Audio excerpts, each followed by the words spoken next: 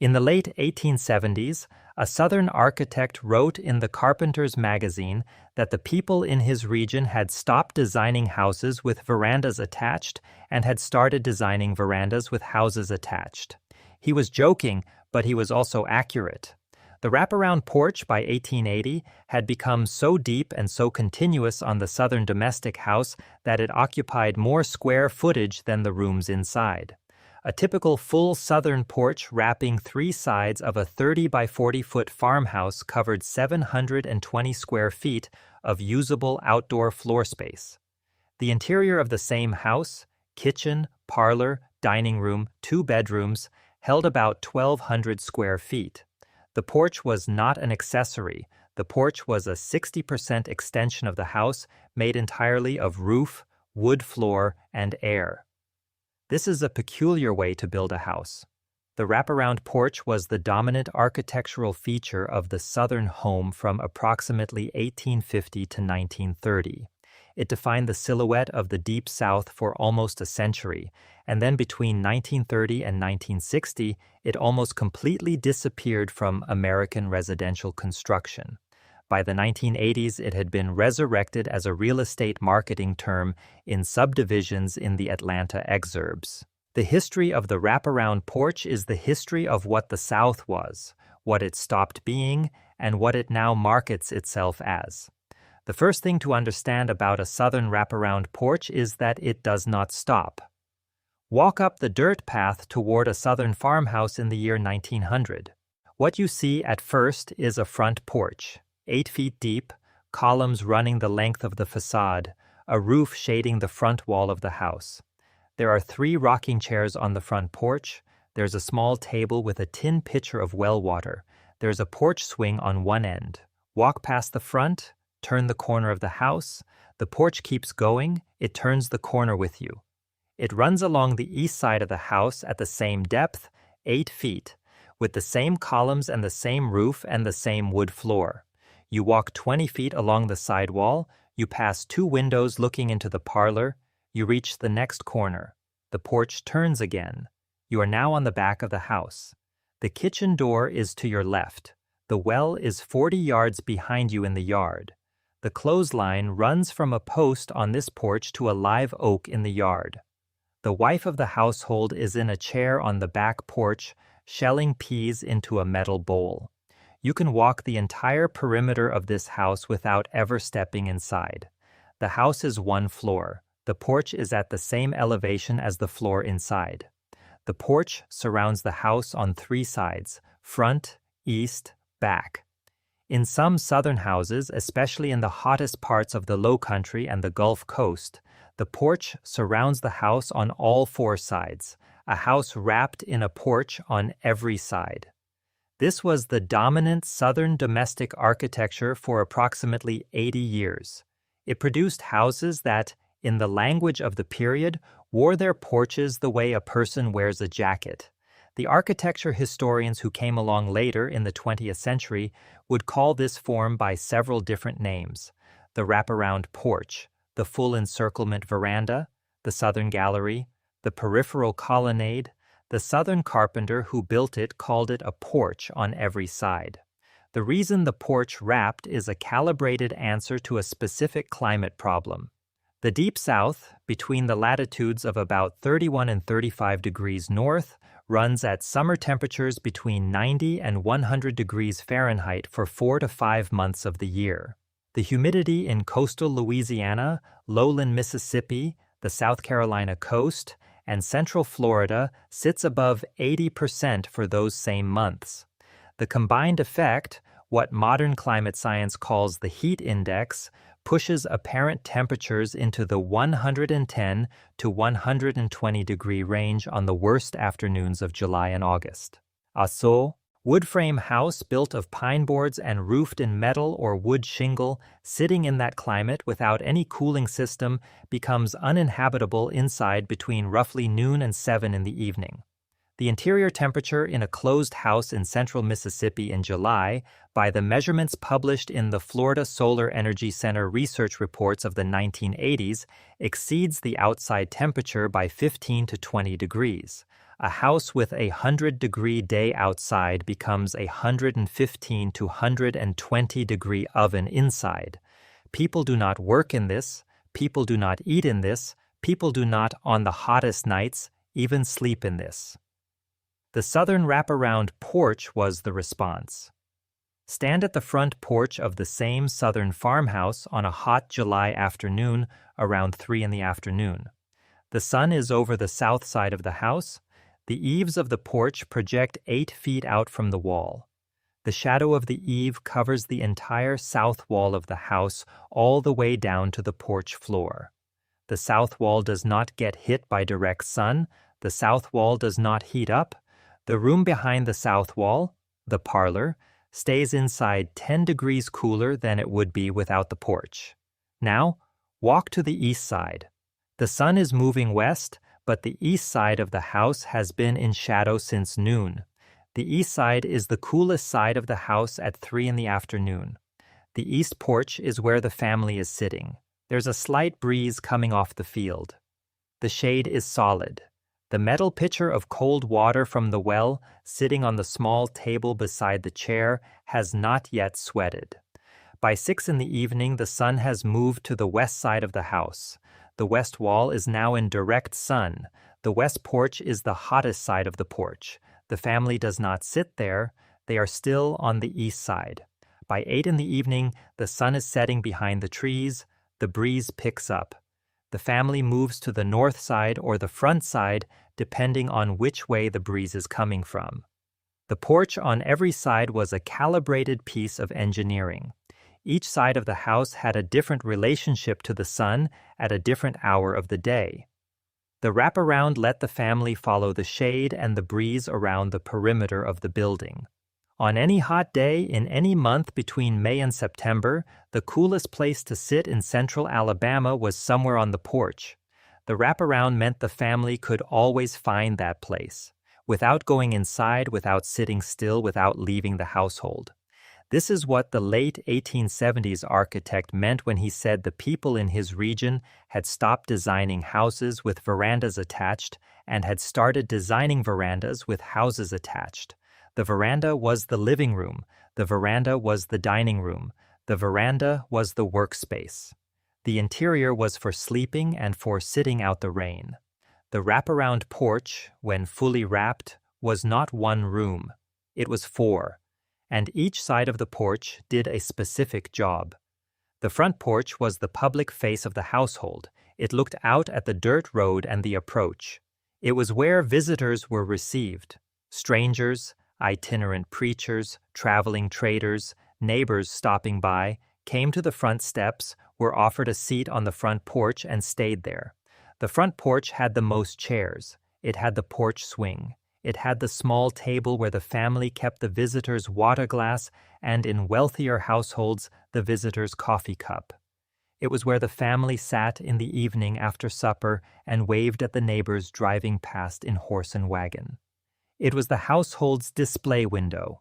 The east porch, or whichever side faced the morning sun and was first into shade in the afternoon, was the family's daytime porch. It was where the wife sat in the late morning with her sewing. It was where the children sat after school with their slate boards and their primers. It was where the grandmother kept her chair. It was where the family ate the noon meal in summer when the kitchen was too hot to sit in. It was the household's living room. The back porch was the work porch. It opened toward the kitchen, sometimes attached, sometimes a separate small building 20 yards across a covered walkway.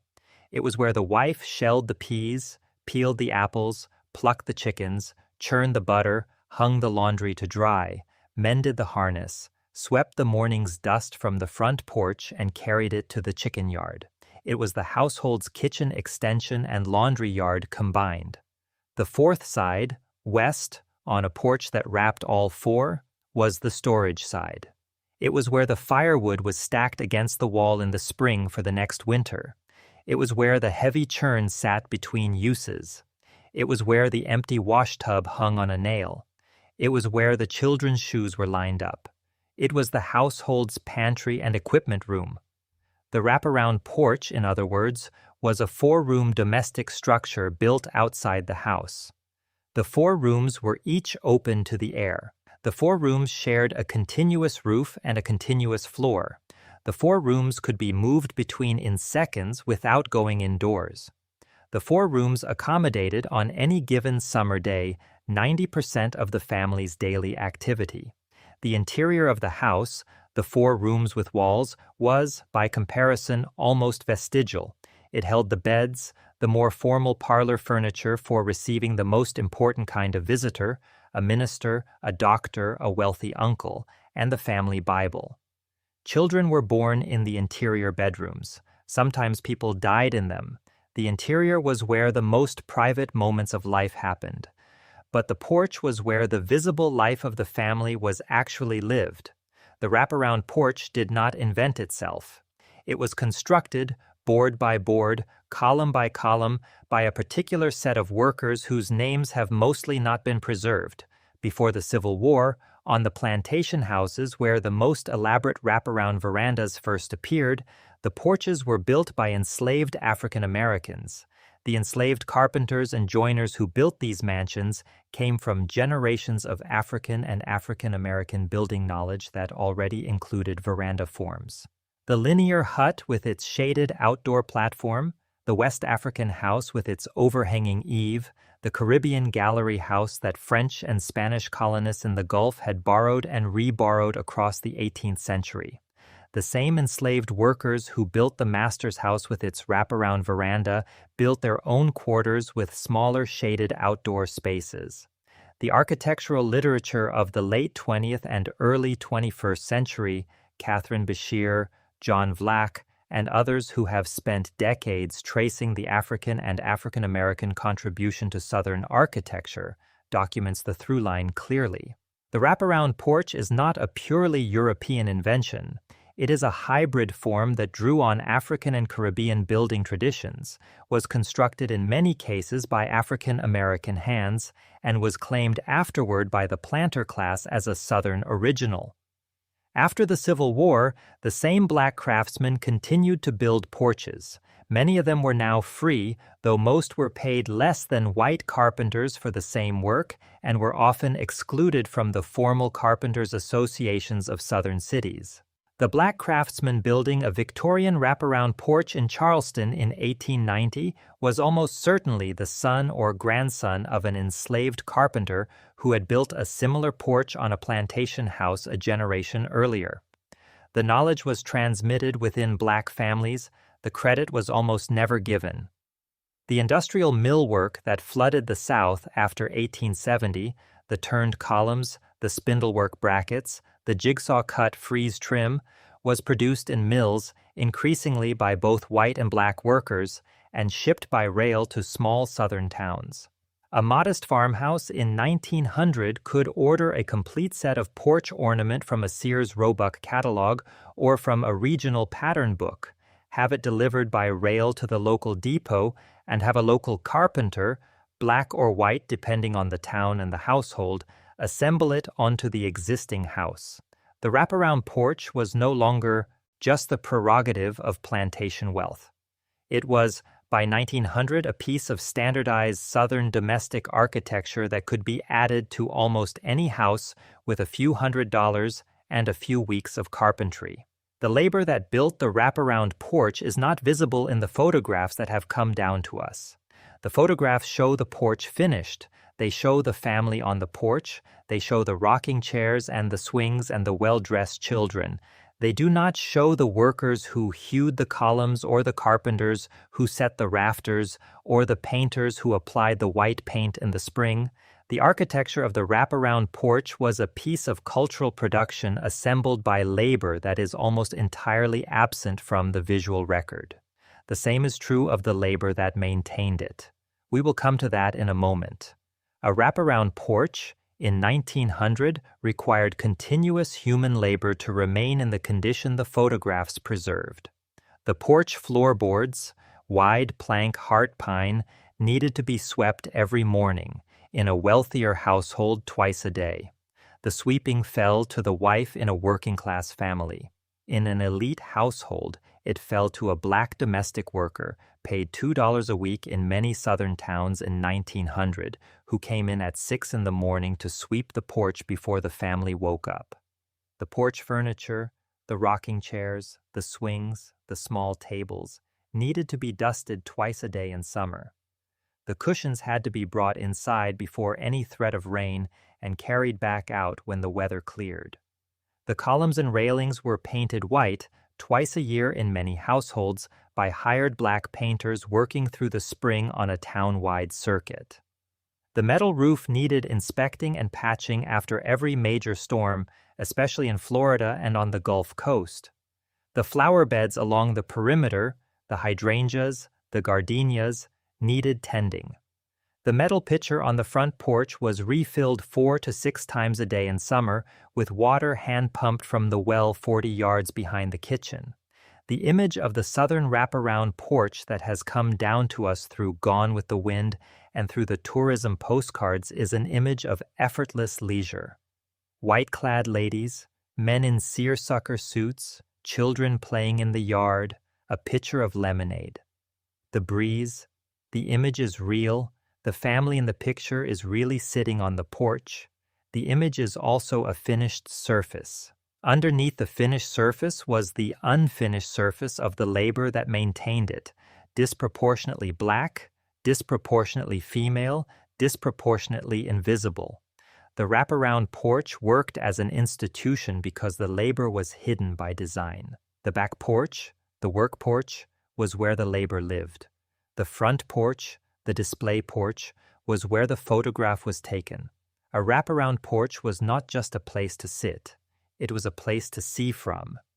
Stand on the front porch of a southern plantation house in 1850. The porch is 6 feet above the ground on brick piers. The porch wraps around 3 sides of the house.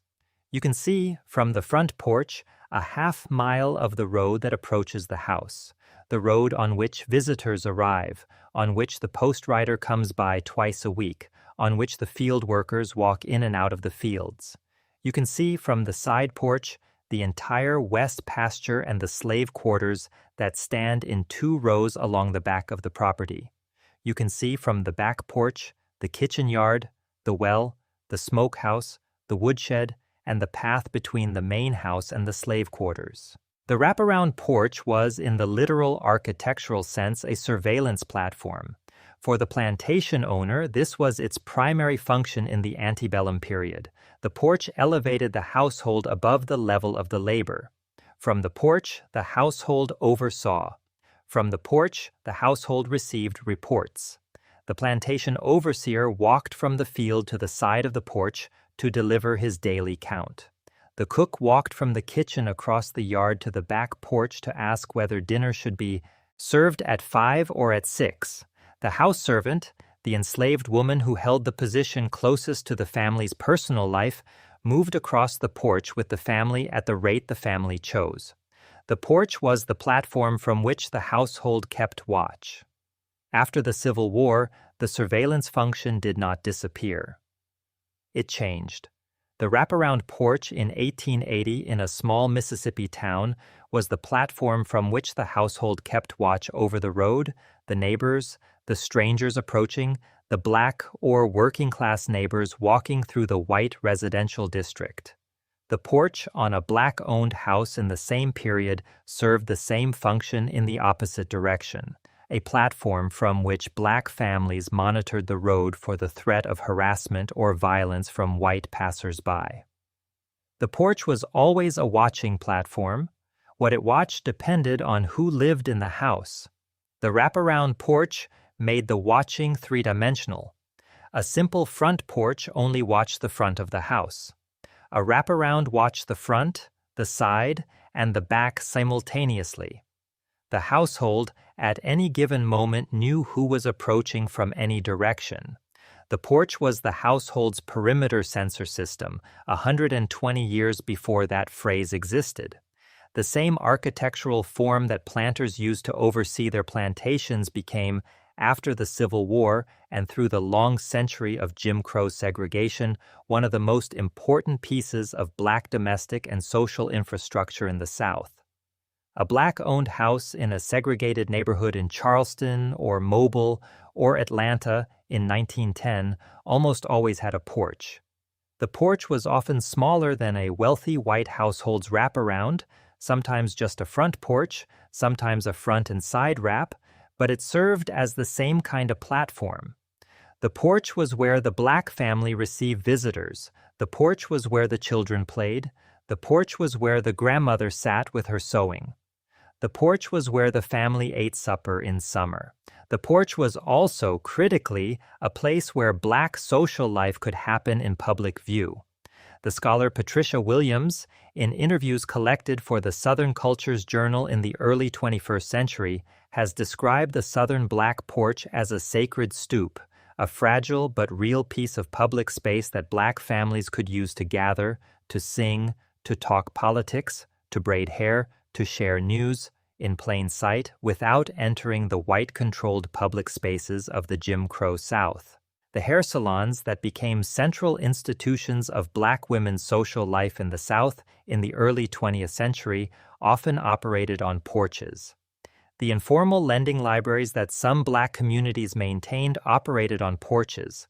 The political organizing that produced the early civil rights movement happened, in part, on porches.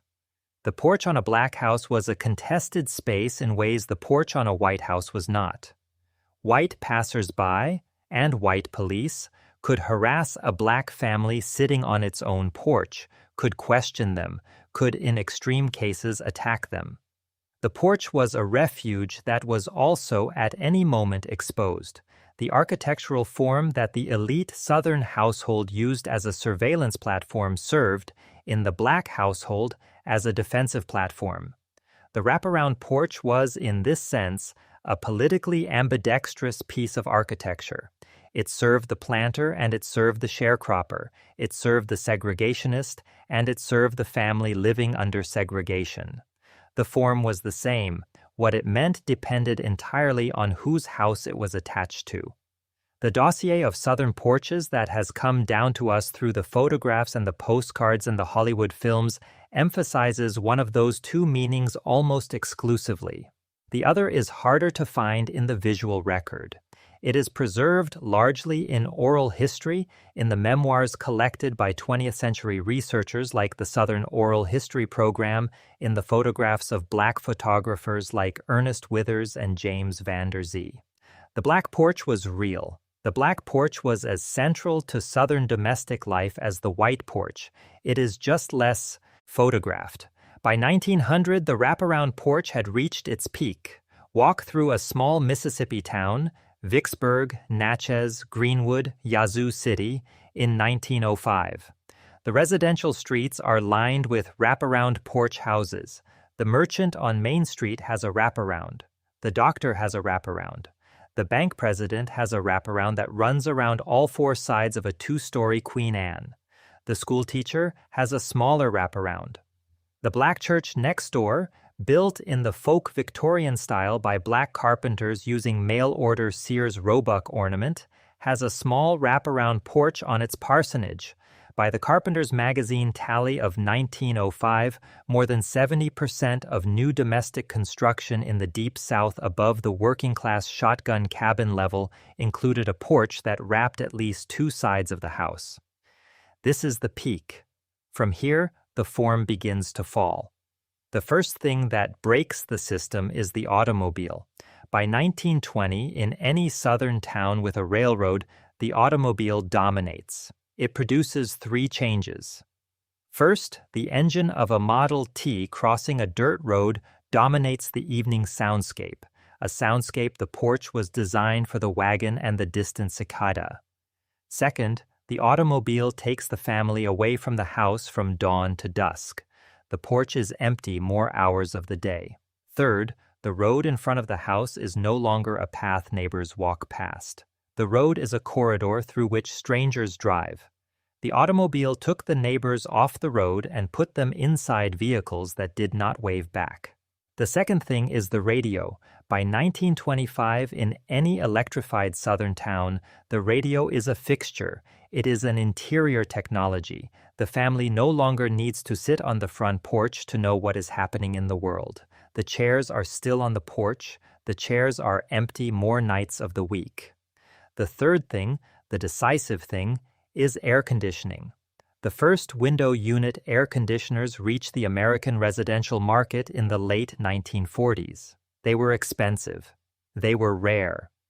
Most Southern households of any class continued to depend on the wraparound porch through the end of the decade.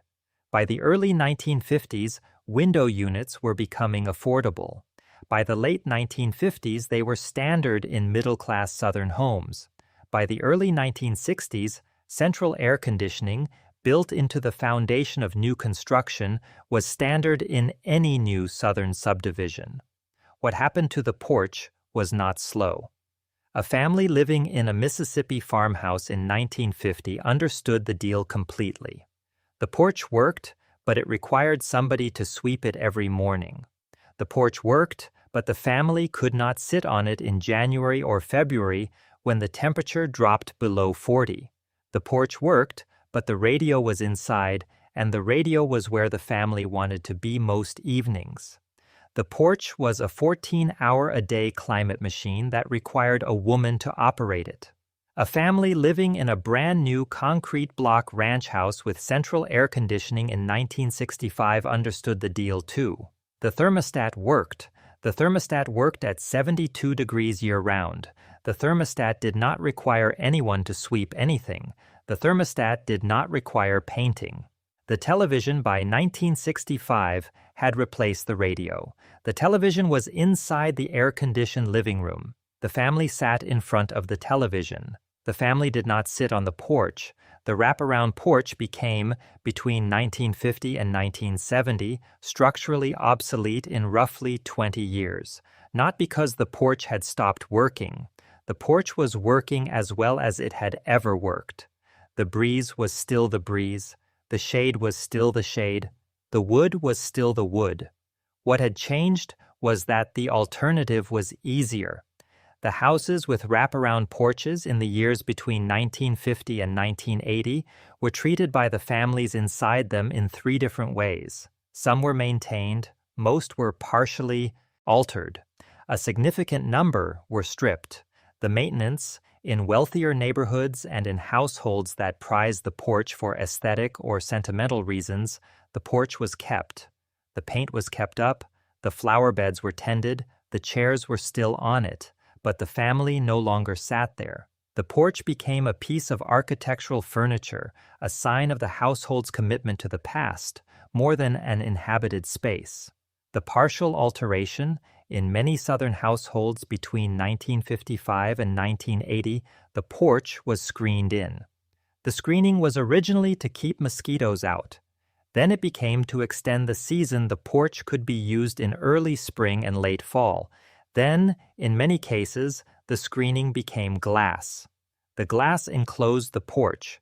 The enclosed porch was now an indoor room, a sunroom, a Florida room, a back-enclosed porch sitting room. The porch had been absorbed into the interior of the house.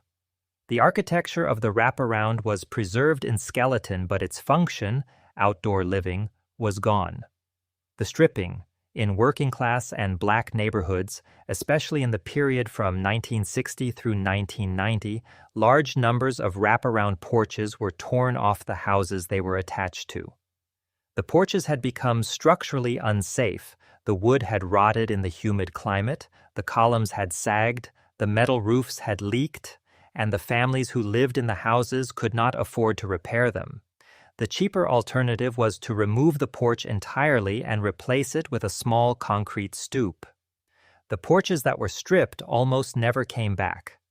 The houses behind them were left with their original front doors, their original windows, and a small concrete pad where the wraparound used to be. By the late 1980s, more than half of the wraparound porches that had existed in the Deep South in 1930 were gone. They had been screened in, glassed in, torn off, or replaced by a stoop. The architecture of the South had been transformed by air conditioning, by the automobile, by television, and by the disinvestment of the working class and black neighborhoods where the porches had been most heavily concentrated. In the early 1990s, in the new master-planned subdivisions being built outside Atlanta, Charlotte, Nashville, and Raleigh, the wraparound porch returned. It returned in a particular form. The new subdivision house was a two-story neo-traditional design, a model the developers called Southern Living or Coastal or Low Country, with vinyl siding, asphalt shingle roof, and a porch that wrapped two sides of the front of the house. The porch was usually about 6 feet deep, which is 2 feet shallower than the original Southern wraparound. The columns were extruded plastic or aluminum painted white to look like wood. The railings were vinyl. The flooring was a composite plank designed to look like heart pine, but made of polypropylene and sawdust. The subdivision houses sold well. By the early 2000s, the wraparound porch had been re-established as a signature element of upper-middle-class Southern domestic architecture, particularly in the exurban subdivisions of the Sunbelt boom cities. What the new wraparound porch is and what the old wraparound porch was are not the same building. The old wraparound porch was a climate machine. The new wraparound porch is a marketing image. The old wraparound porch was a 4-room outdoor extension of the household, used 14 hours a day in summer. The new wraparound porch is a visual feature used a few hours a week in late spring and early fall, mostly for a glass of wine and a small dinner party. The old wraparound porch was operated by continuous human labor, sweeping, painting, watering, watching. The new wraparound porch is power washed once a year and otherwise left alone. The old wraparound porch was the visible part of a domestic system that depended on hidden black labor. The new wraparound porch is a piece of optional decor on a centrally air-conditioned house. The form is the same form. The system around the form is not. This is what survives of the original Southern wraparound porch in the year 2026. A subset of historic houses, antebellum mansions, Queen Anne survivors, working-class farmhouses in restored historic districts, preserve the original form with the original materials and, in a small number of cases, the original use patterns.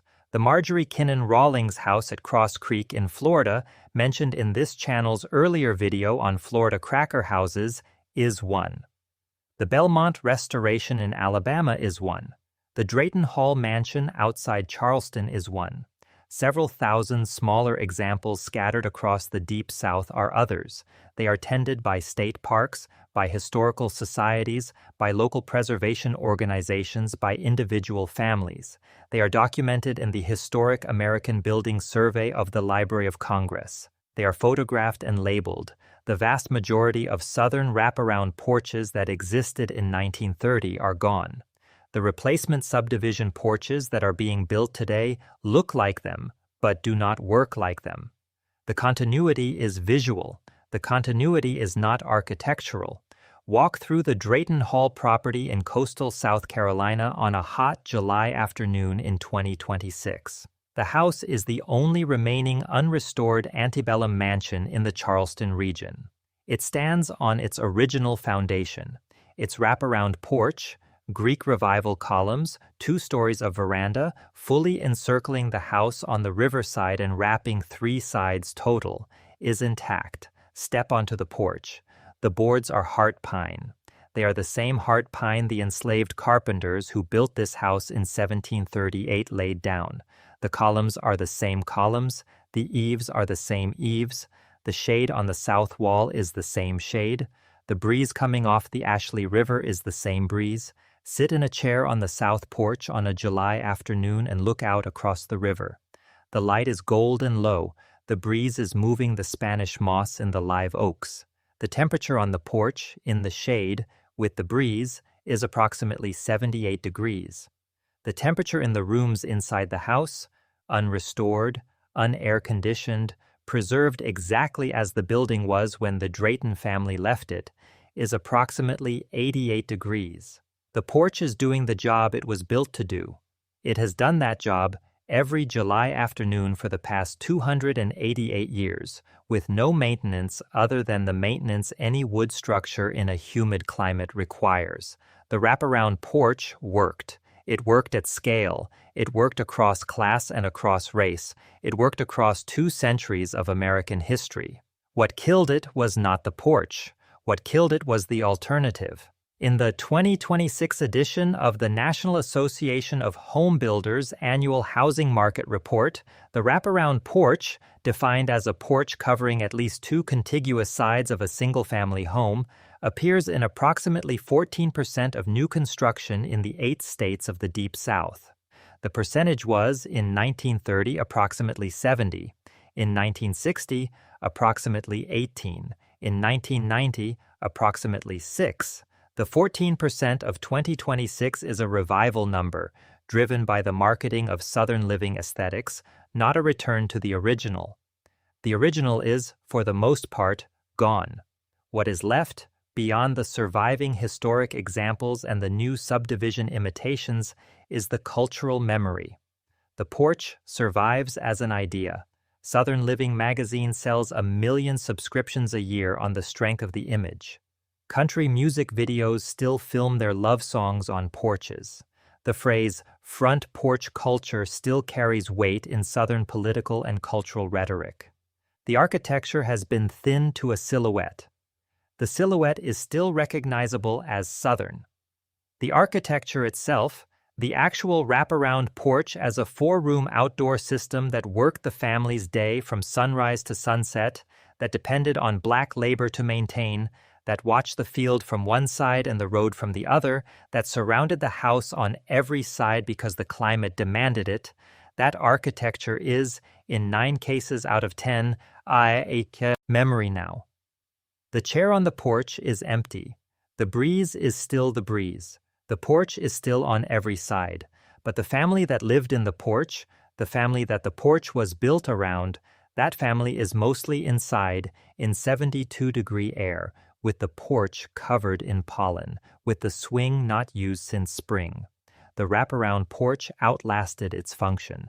The architecture survives the system that made the architecture necessary. This is what is left.